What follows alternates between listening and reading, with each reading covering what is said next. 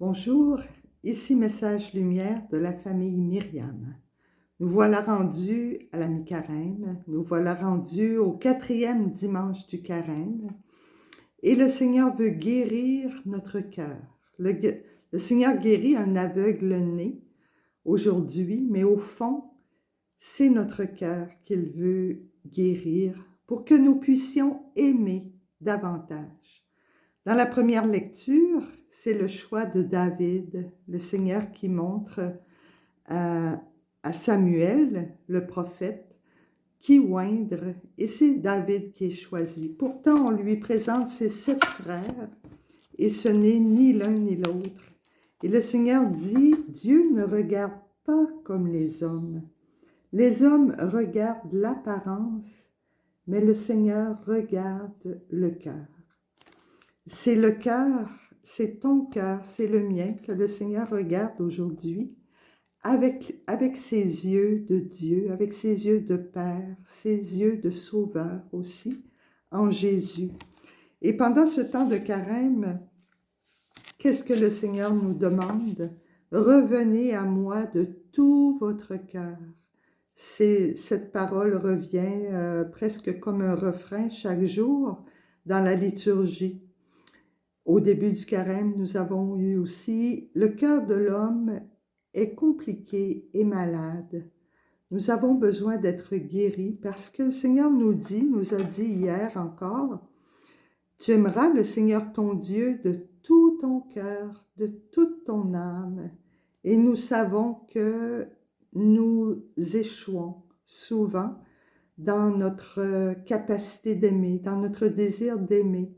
On n'arrive pas à aimer comme Jésus. C'est ce qu'il nous demande.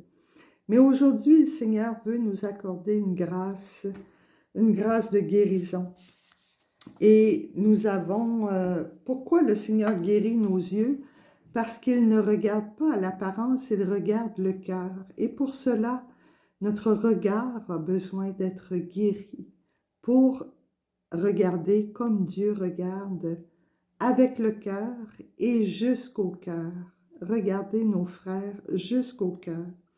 Et dans Matthieu aussi, on dit, la lampe du corps, c'est l'œil. Si ton œil est sain, ton corps tout entier est lumineux. Mais si ton œil est malade, ton corps tout entier sera ténébreux.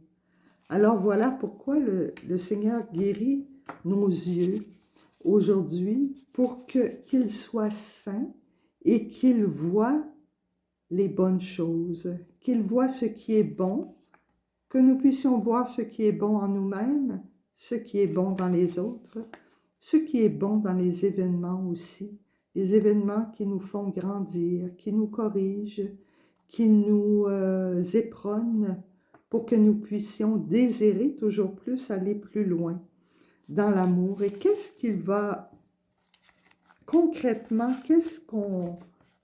quelle attitude pourra nous guérir? C'est la foi. Et on peut voir dans l'évangile d'aujourd'hui,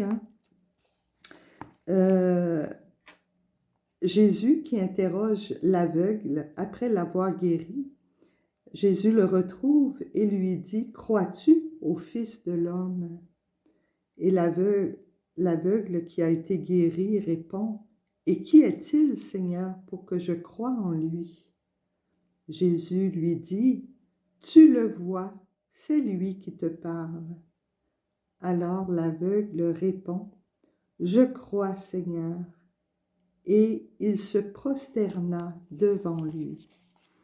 Alors nos actes de foi, la foi c'est la porte d'entrée, c'est la porte où s'ouvre devant nous la lumière de Dieu qui peut entrer dans notre cœur.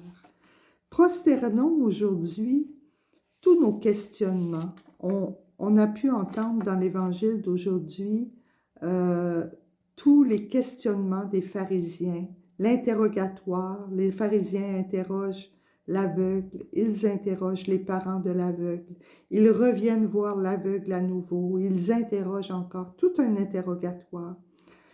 mais ils ne trouvent pas de réponse parce qu'ils ne sont pas prosternés dans leur cœur.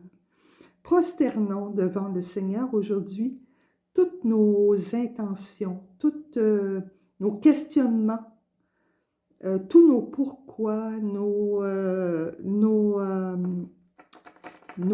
fermetures, je dirais. Prosternons tout devant le Seigneur et disons-lui notre foi, notre confiance. Et je suis certaine que la lumière entrera profondément dans ton cœur et que tu pourras voir un peu plus à la manière de Jésus qui regarde le cœur et qui voit ton désir d'aimer et qui veut te rendre, augmenter cette capacité d'aimer en toi, répondre à ton désir d'aimer. Alors je te souhaite une belle semaine, une belle continuité dans ton carême et nous prions les uns pour les autres. Nous nous prosternons ensemble devant le Seigneur pour accueillir cette lumière pour nous-mêmes, mais aussi pour notre monde. Alors, bon dimanche et bonne semaine. Au revoir et à demain. Jésus,